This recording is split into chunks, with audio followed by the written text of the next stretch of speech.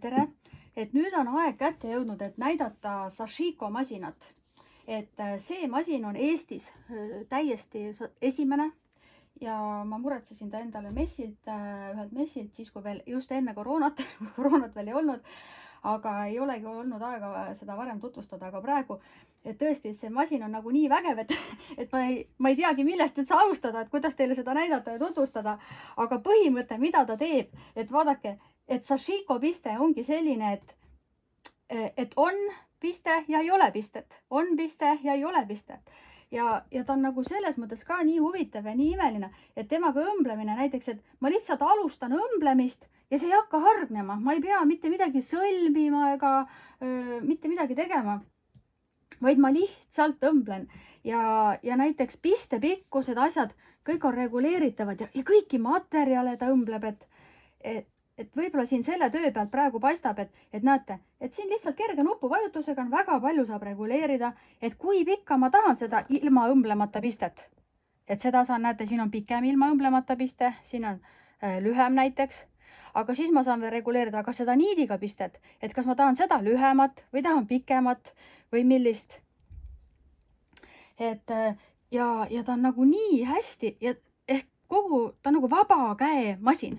Et näete, et siin vaba käega ma lihtsalt tepin temaga või siis kasutan teda iluõmbluseks. Lihtsalt prestalt alla. Ja siin on veel selline funktsioon ka, et ma saan öelda, et iga kord, kui ma seisma jään, siis ta lõpetab nõel sees. Et selline täiesti tänapäevaste masinate mugavused, kõik on siin olemas. No ma lihtsalt õmblen, no vaadake.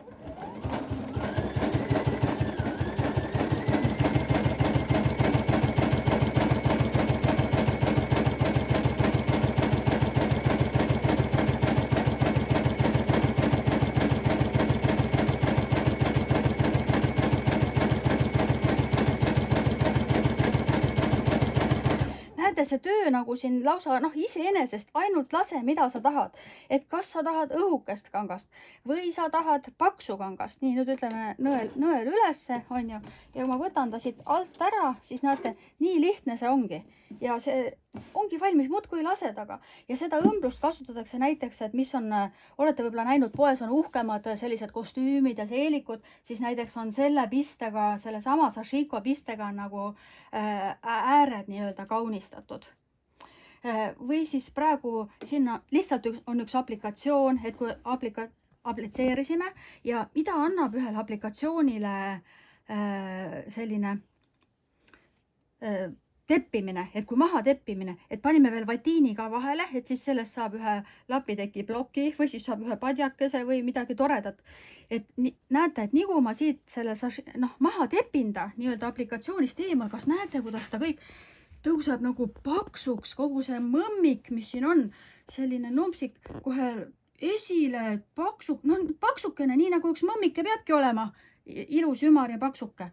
Et vaatame, et praegu läbi vatiini ja mitte mingeid kinnitusi midagi ei ole, et ma alustan täpselt sealt, kus ma tahan, läbipaistev tald on selle jaoks, et ma hästi mugavalt saaksin vaadata, et aga kust kohast ma õmblen ja kuhu ja näete, ma ei tee mitte midagi muud, kui ma ainult suunan kangast. Iseenesest läheb töö, vaadake.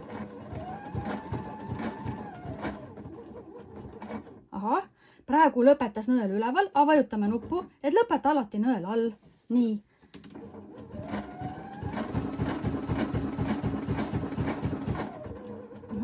Saan teha täpselt nii palju õmblusi, kui ma tahan nõel sees.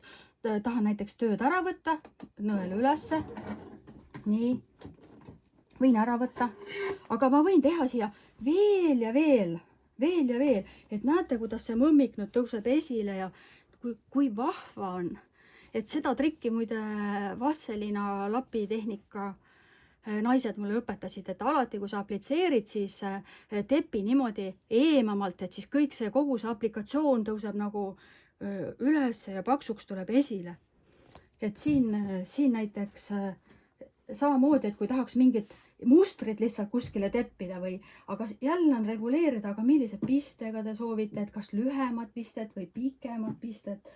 Ja niiti valite ju, mis värvi te ise tahate. Et praegu hakkab kevad tulema, siin tegime näiteks kollasega või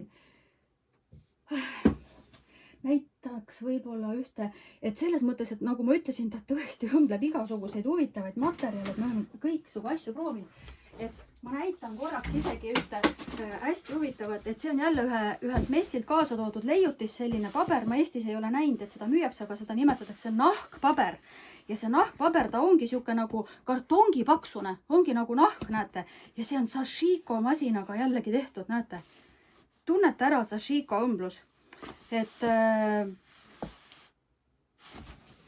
ehk siis see Sashiko masin, et aga kellele see masin on?